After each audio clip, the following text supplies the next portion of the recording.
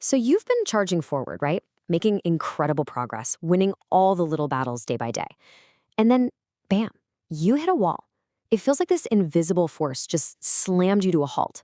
You keep pushing, you keep trying, but nothing moves. It's like the rules of the game just changed on you overnight. Look, you've been showing up every single day. You're prepping the meals, you're hitting the workouts, you are staying completely locked in on your goal. And you've been so consistent. You followed the plan, you resisted all that temptation, and you made the hard choices. Your commitment, that is absolutely not the problem here. But for days, maybe even weeks now, that number just stares back at you. All that work, all that incredible discipline for what feels like nothing. And let's be real, it's enough to make anyone want to just throw in the towel. Okay, this is the most important thing to get. This is not a story about you failing. It's actually a story about your body succeeding. You see, it's this brilliant survival machine, and it has just activated these powerful, ancient defenses. And once you understand what those defenses are, you can start working with your body instead of constantly fighting against it. All right, let's get into it. We're going to start by pulling back the curtain on the first major factor here, a biological slowdown, one that's actually engineered by your own body to protect you. Your body evolved over hundreds of thousands of years to survive famine. So when you consistently eat fewer calories, your body doesn't see a diet, it sees a survival threat. And its response is this phenomenon called adaptive thermogenesis. What's so wild is that your body doesn't just burn fewer calories because you're smaller. It actively dials down its entire energy grid just to conserve resources. And this slide right here shows just how powerful that response can be. Research shows this metabolic adaptation can slash your resting metabolic rate, that's the calories you burn just staying alive, by around 15%. That is a massive metabolic headwind, and it's created specifically to stop you from losing any more weight. Now that metabolic slowdown gets even bigger when you factor in another crucial and often invisible part of your metabolism, NEAT. This has absolutely nothing to do with your workouts. We're talking about the energy you burn from all the little movements throughout your day. You know, pacing while you're on the phone, taking the stairs, even just shifting around in your chair. It can easily add up to hundreds of calories. Now, here's the really sneaky part. As your body goes into this energy conservation mode, your NEAT just plummets. And you don't even realize it's happening. You might start taking shorter steps, or fidget less, or just decide to sit down more often. These tiny, subconscious changes in movement can literally add up to completely erase the calorie deficit you've been aiming for. You haven't gotten lazy. Your body just got incredibly efficient. Okay, so if the metabolic slowdown is like a defensive shield, then the hormonal response is an all-out counterattack. This is where we see that hunger isn't just a feeling, it's a powerful biological command, and your body's about to start shouting it from the rooftops. So, let's meet the two main generals in this war, leptin and ghrelin.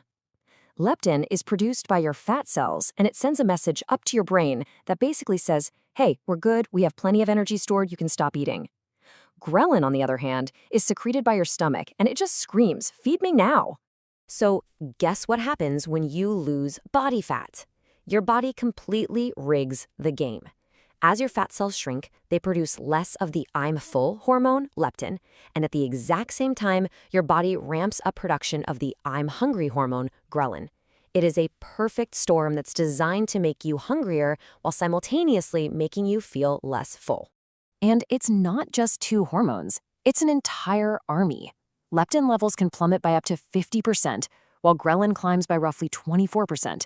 And on top of that, other satiety hormones like PYY and CCK, which are released after a meal to make you feel satisfied, also decrease.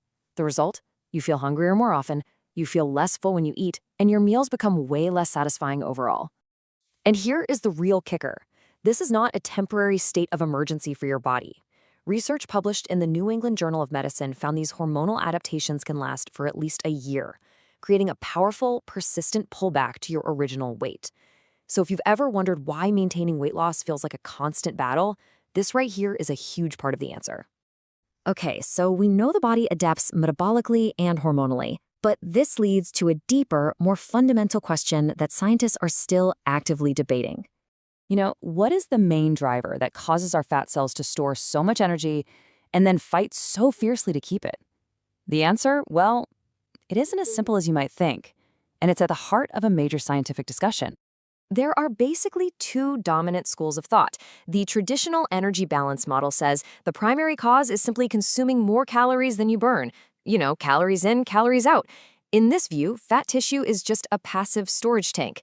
But the competing carbohydrate insulin model proposes something different, that high glycemic carbs are the main culprit, driving up insulin, which then programs fat cells to hoard calories, actively making us hungrier and slowing our metabolism. So, according to this model, the problem starts with what you eat, not just how much. Processed carbs spike your insulin, trapping calories inside your fat cells. This leaves fewer calories available for the rest of your body, which triggers a state of internal starvation that makes you hungry. So in this view, overeating isn't the cause of weight gain. It's the result of your fat cells becoming too greedy for energy. However, and this is crucial to understand, this is a fierce debate. A lot of tightly controlled studies have actually failed to support some of the key predictions of the carbohydrate insulin model. As this review points out, when calories and protein are matched, low-carb diets haven't consistently shown the metabolic advantage the model predicts. The scientific consensus is that the reality is probably more complex than either model suggests on its own. So, given this biological and hormonal onslaught, what can you actually do? How do you fight back? Well, the answer is you don't. You get smarter. You stop fighting a war against your body's survival instincts and you start working with them. Overcoming a plateau really requires a multi-pronged strategy. It's all about pulling the right levers to send your body signals of safety and abundance, not starvation and threat. So let's focus on 4 key strategic areas. First up, let's consciously fight that unconscious drop in meat. This is not about adding another hour at the gym. It's about weaving more movement into the life you already have. I mean, look at the difference here. Simply standing instead of sitting can double your calorie burn.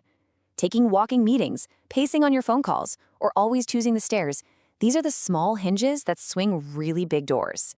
Next, you can directly influence that hormonal tug of war. Prioritizing protein is a superpower here.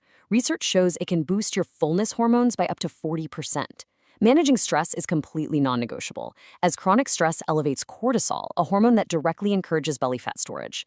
And finally, sleep. Getting enough quality sleep is one of the most effective ways to suppress that hunger hormone ghrelin and support the fullness hormone leptin. So here's the crucial point. The plateau you're facing isn't a sign that you failed. It's actually a sign your body is working perfectly, doing exactly what it evolved to do.